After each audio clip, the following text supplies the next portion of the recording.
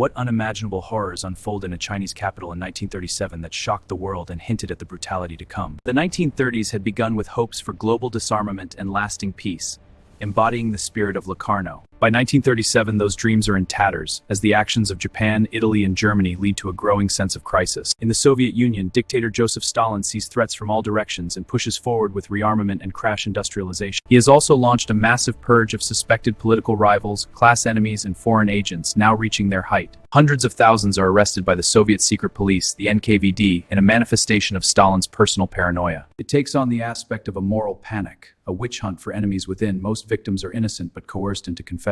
They are then executed or exiled to the Gulag, a network of brutal labor camps where many perish. For prominent victims, there are show trials sabotage, where I am guilty of treason. Victims include thousands of Red Army officers and Russia's most brilliant military theorist, Marshal Mikhail Tukhachevsky. The death toll is estimated at between 600 and 700,000, though no precise figure is possible. Beyond the incalculable human suffering, it is an act of Soviet Union of its best minds. In Ethiopia, forcibly incorporated into Italian East Africa the previous year, resistance continues. But Ethiopians, their last organized force to inspire the occupier at Gojam, Nasabani fears a sudden reprisals, with several thousand civilians massacred. But it is the horrors in Spain that command the world's attention, where civil war continues to rage. Republican government forces hold the capital Madrid, which is besieged and bombed by nationalist rebels. In March at Guadalajara, the Republicans smash an Italian-led offensive, but it will be their only major victory of the war. The nationalists are better organized, armed, and supported by their Nazi and fascist allies. That spring, they launch an offensive against the Republicans in northern Spain. Germany's Condor Legion helps by bombing the town of Guernica. More than 200 civilians are killed. There is an international outcry and horror around the world. Guernica is thought to presage the future of war, conflicts where bombers will pulverize all cities into rubble.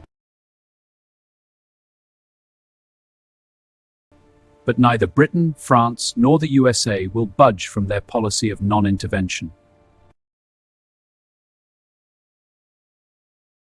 In Japan, the successful conquest of Manchuria has emboldened the military elite, whose influence on politics grows. For expansion, with serving officers in his cabinet and massive military spending. The trigger comes on July 7th, a dispute turns into a firefight, known as the Marco Polo Bridge incident.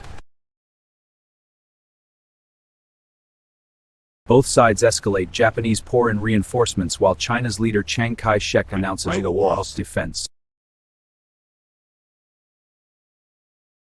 Japanese forces, better trained and armed, prove unstoppable. Beijing falls within a month, advances into Chahar in Inner Mongolia.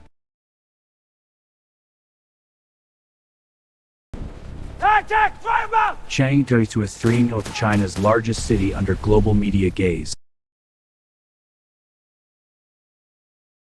Much of Shanghai is reduced to ruins. Chinese suffer heavy losses and withdraw to Nanking in late October. Japanese forces pursue and enter Nanking after a 4-day battle.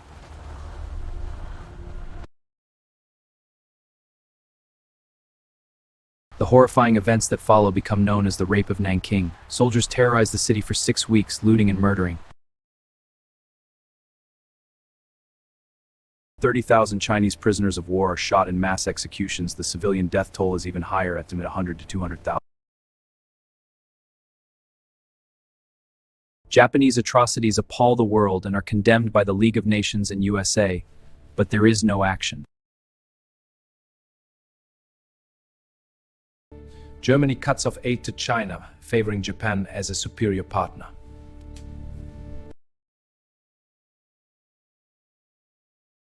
Stalin steps up aid to China, signing a non-aggression pact, hoping to deter Japanese attacks on the Soviet Far East.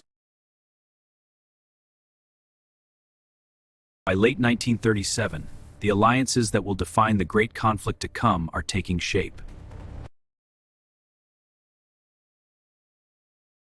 If this journey through 1937's dark events gripped you, like the video, subscribe for more immersive historical